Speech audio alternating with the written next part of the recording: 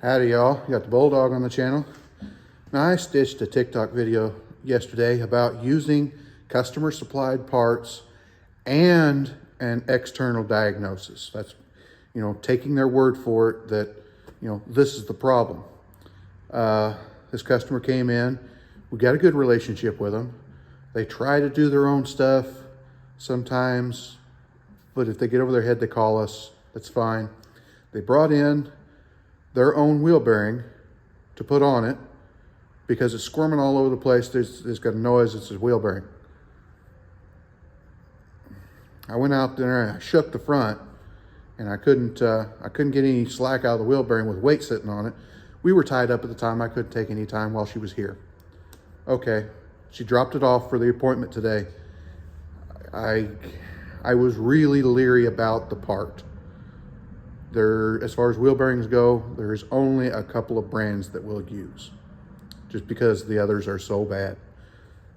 And her explanation as to what it was doing didn't sound like a wheel bearing. Or if it did, it should have associated growls and grinding noises and all kinds of stuff. It wasn't doing that. It was squirming around and doing funky stuff, and then it had a noise every once in a while, but not rolling down the road. Here's their lower ball joint. If I could get this. Can't hardly see it. It's not showing up on camera.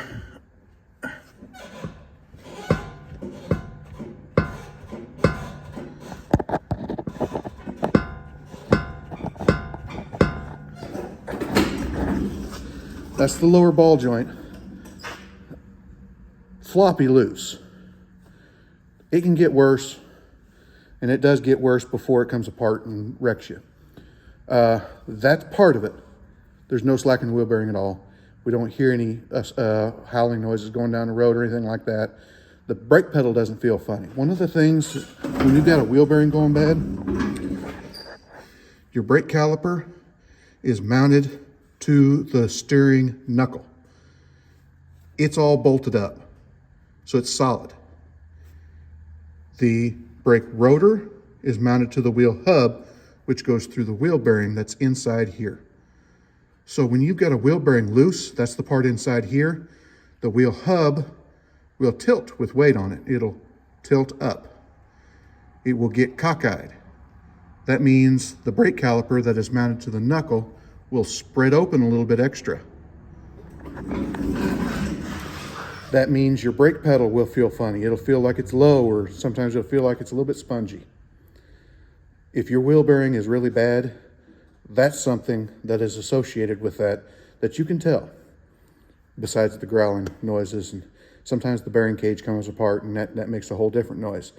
Now, will the ball joint being loose like that cause it to squirm around?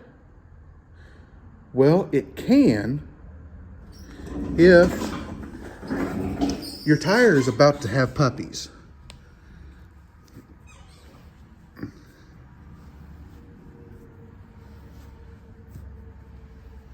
You see these flat spots? That's where the tire is separating internally and it's bulging out. When it's on the front end, you can see how the tires start to split right there. This part is bulging out a little bit. When the tire is doing that, when you're going slow, it'll feel like it's squirming around because where the weight is situated on the tire is squirming around on you. Couple that with a loose ball joint, it's going to feel like it's doing this all the time. We called her up, gave her the estimate on fixing everything. I had to look at a couple of different places. I got the ball joint for about half the cost, and I still think it's a pretty decent brand. You can get it cheaper. We don't want cheaper, we want good. But we don't need really, really good because this thing's got 300-some thousand miles on it. So how long will it last?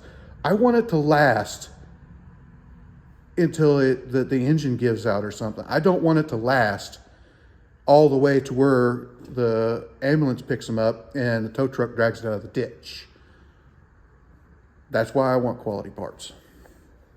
Now, customer supplied stuff, it is up to the mechanic's discretion as to whether or not they're going to use them. I was very leery about using their wheel bearing. I'm not going to put it in. They also thought there was a tie rod end or something loose. No tie rods are loose. This other ball joint is good. There's no other reason to put any other parts on it. So getting off a lot cheaper that way. She can take those parts back, I hope. Somebody wrote on the box. Anyway, it's not our parts.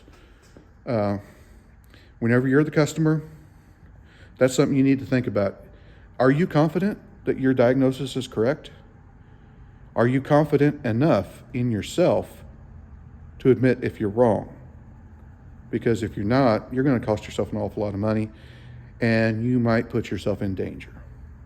Just a thought. Like, comment, subscribe, hit your little bell notification, share it all around. We'll talk to you later.